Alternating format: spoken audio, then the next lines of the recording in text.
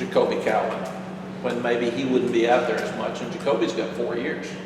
I mean, he's a young guy that we need to get on the field, and it keeps you fresh. It lets them start in an area as such with a package, so they can be starters even though they're not, quote, starters. It gets us a lot of fast people on the field.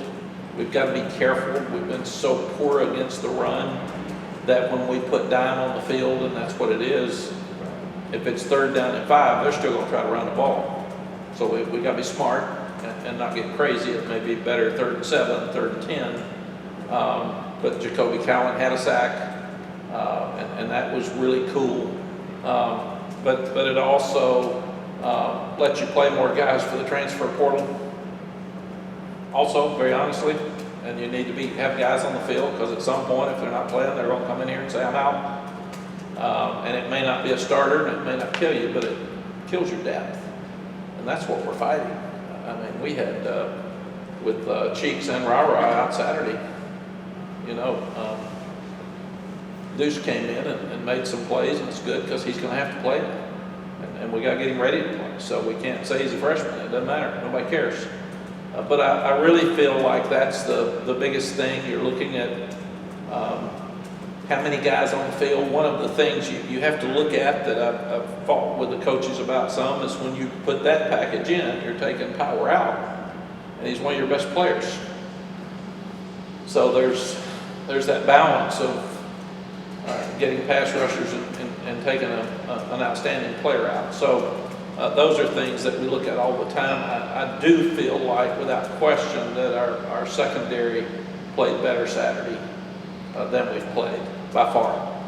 Tony had some good coverage of deep balls. Storm fell down once on the RPO early in the game. That was an explosive.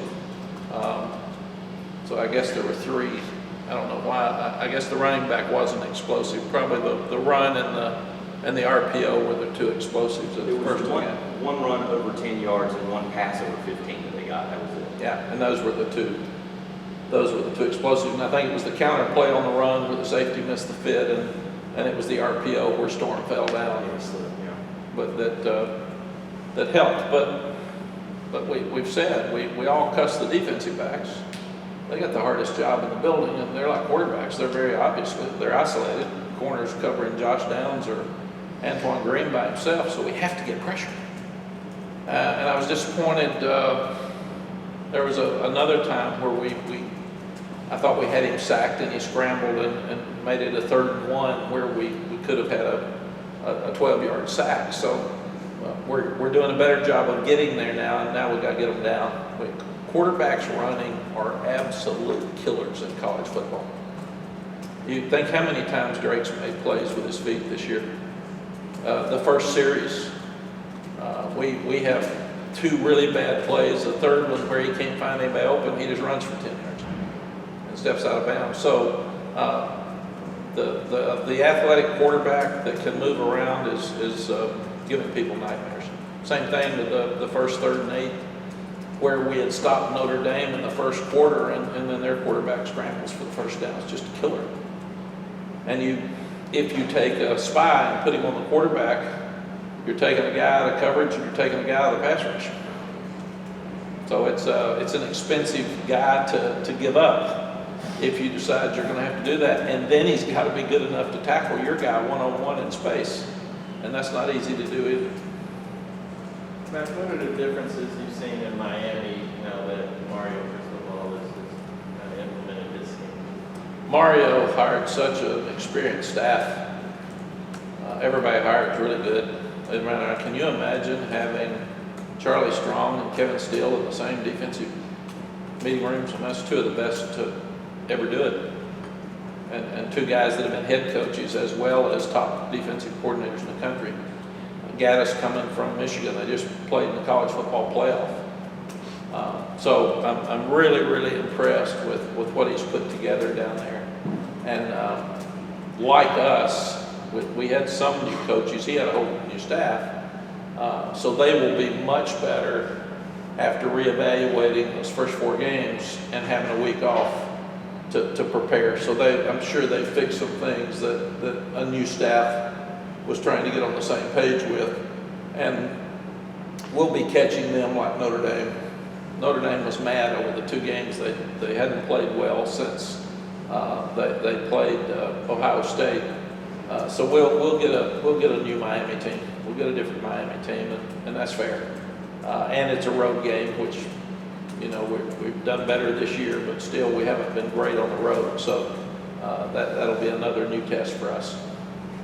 Mack, taking a look at Drake May, he's had an outstanding season, and one of the things that really sticks out is he's been able to connect on a lot of deep balls and do so even when he misses. He's not really putting the ball in danger like we might have seen for some freshman quarterbacks. How much do you think that their red shirt here from last year is going to help in just adding that maturity to him and making sure that he doesn't make those mistakes on the downfield passes? Yeah, I think it's a huge help. I would say 3 things.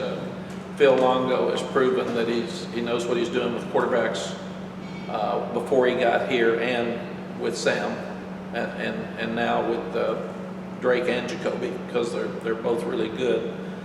Secondly, Sam helped him so much with just watching video and being over here together, and both those guys grew by watching Sam, his work ethic and how he competes. And then thirdly, we said Drake grew up with it. He grew up with his dad, watching football every day, being in camps, being how to talk to throw when he was really, really young. And I would think the 4th thing is that it was so valuable that both Jacoby and Drake got to, quote, start a game against Wofford last year, because they both had a full half, and they knew they were both going to have a full half, and that does matter. It puts you under the pressure. It puts you in game type situations where Coach Longo can sit and say, I like this, we can't do this, and here's why. And the fact that he's been here a year and a half matters as well, and he had to compete for the job, because Sam was here since January and had to walk out there and play against South Carolina on the road in his opening ball game, and Miami here in his second one, where Drake had a year and a half to watch that. So he's not as much like a true freshman or even redshirt freshman, because he's played enough that has really helped him. The other thing I'll applaud, the NCAA making the 4-game rule has really helped freshmen.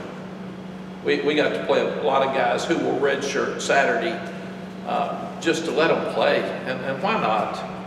The game's over and you're having them stand over there and they can't get in the game. Let them have a little fun. Let them have the experience of walking out there and playing in a game. So I know it's uncomfortable for some that, like Jonathan Kim decided not to play anymore after 4 games, and that's uncomfortable for coaches, because you never know if a guy's just going to quit.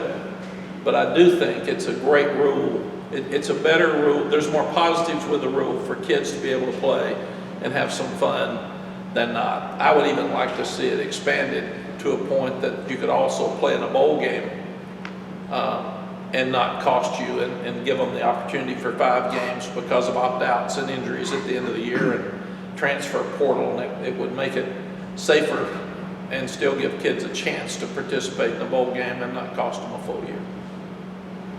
Mack, were you disappointed that the trick play didn't work? I mean, I don't know how it looked when you went back and looked at it, but for us just watching it live, it looked like you had the convoy down there to lead Drake. I mean, we might have walked into the end zone. I don't know, like what were your thoughts on it? The worst thing, and Phil will come up, the worst thing is it was a walk-in touchdown, and it didn't work. We didn't execute it right, so we wasted it. Right. And you're not going to use those things very often, so when you use it, it better work. And I did think, and I didn't see it at the game, and it's why I can do better on Monday than I do after the games, because some things you just miss. The throw from Drake wasn't very good to pace over to Kobe, so he had to reach for it. And then to do that and stop and set your feet and look downfield at the tight end and then turn and throw it back, and there was a defender in the way. He had to throw it over his head.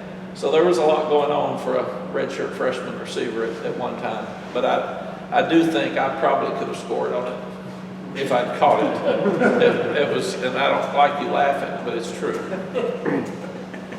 channel those old running back skills, huh? Huh? Channel those old running back skills. Yes, no question. I might have gotten hurt. I might have pulled up, but I would have had a chance. Anything else? Would you have jumped over anybody? I would not have jumped over it. I couldn't have that. But thank you for thinking that might be a question. I'd like to think it was an option. Got it? Yeah. Thanks, Coach. Thanks, Coach. We'll see you Wednesday.